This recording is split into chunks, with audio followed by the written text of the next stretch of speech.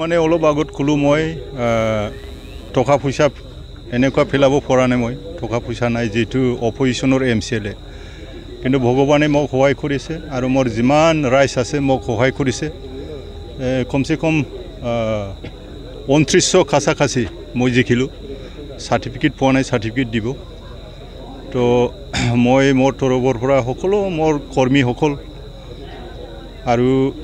যিমান ভোটাৰ আছে সকলোকে আৰু বিভিন্ন সংগঠনৰ পৰা মোক ভিতৰত আৰু ওপৰত মোক সহায় কৰিছে ফাইনান্সিয়ালি যি পাৰি মোক সহায় কৰিছে সকলোকে ধন্যবাদ দিছো আৰু লগতে আমাৰ হাগ্ৰামা মহিলাৰী স্যাৰ তেখেতক বহুত মনৰ পৰা মই ধন্যবাদ দিছো তো বাকি আমি যদি গভৰ্ণমেণ্ট কৰিব পাৰো তেনেহলে ৰাইজে যেনেকুৱা বিটিসি বাসী যেনেকুৱা বিচাৰিছে এনেকুৱা ভাল কাম কৰিবৰ কাৰণে মই চেষ্টা কৰিম আৰু আমাৰ হাগ্ৰামা স্যাৰে যদি গভৰ্ণমেণ্ট বনায় মোক ইএম দিব বুলি অলৰেডি সমষ্টি ডিক্লেয়াৰ কৰিছে ডিপাৰ্টমেণ্টও ডিক্লেয়াৰ কৰিছে সাম কি হয় এতিয়া কোনে কিমান জিকে পিছত হ'ব এইবিলাক তো মই সকলোকে ধন্যবাদ দি মোৰ যি নাকি আপোনালোকৰ ওচৰত চমুকৈ পিছত কৈ থাকিম এতিয়া ক'ব লগা একো নাই মইতো আগত 29 চনমান যাম 2900 এনেকুৱা যাব আগত যেনেকুৱা আছিলে 2020ত ঠিক তেনেকৈয়ে অলপ 100-200 কম বেছি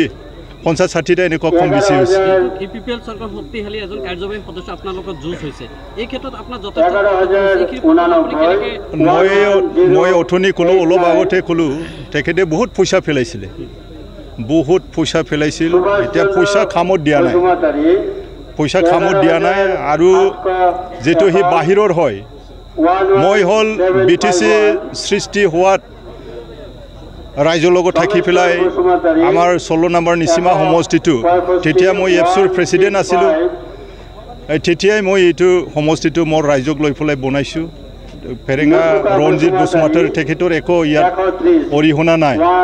তো ৰাইজে বুজিছে তো সকলোকে ৰাইজক ধন্যবাদ দিছো মই কেম্পেইনিংৰ সময়ত আপোনাৰ দলীয় সমৰ্থকৰ লগত কিন্তু মাৰপিটৰ ঘটনা সংঘটিত হৈছিল মাৰপিট তো মই যদি অৰ্ডাৰ দিলো হয় বহুত মানুহ মৰিলো হয় যেতিয়াই শুনিছো তেতিয়া মই প্ৰশাসনৰ লগত মানে যোগাযোগ কৰিছো ডিসি এসপি ডাঙৰীয়া আমাৰ এসডিপিও ওসি ডাঙৰীয়া ইহঁতৰ লগত মই পুৰা যোগাযোগ আৰু ৰিটাৰ্নিং অফিচাৰ লগত যোগাযোগ কৰিছো মই যোগাযোগ কৰি পেলাই ইহঁতেও যিমান পাৰে মানে প্ৰশাসন হিচাপে বহুত মানে শান্ত আনাৰ কাৰণে কাম কৰিছে আৰু মইও প্ৰশাসনক মানে হেল্প কৰিছো মই প্ৰশাসনক হেল্প কৰিছো মই কোনো যাতে ল এণ্ড অৰ্ডাৰটো যাতে বিঘিনিত নহয় এইটো কাৰণে তেতিয়াই মই মানে মোৰ ৰাইজক মিডিয়াৰ যোগেদি মই অনুৰোধ কৰিছো যাতে কোনো এটা গণ্ডগোল যাতে নহয় নহলে আমাৰ মাজত বহুত মানে মানুহ মৰিল হয় আমাৰ মানুহ পুৰা মোৰ পুৰা অৰ্ডাৰ খুজিছিল যে আমি কি কৰিম আমিও এটেক কৰিম নেকি যে এটেক কৰি পেলাই কি হ'ব আমি হে মানে আমাৰ মাজত হে অশান্তি হ'ব আজি ইলেকশ্যন শেষ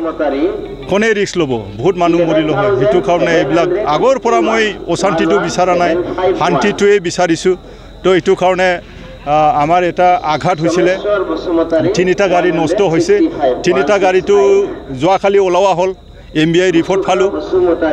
মুখলৈ আনিলো বেংটলৰ পৰা মুখলৈ আনিলো আৰু যি হস্পিটালত আছিল তেখেতক মানে এতিয়া হস্পিটাল পৰা ৰিলিজ এতিয়া সুস্থ হৈ আছে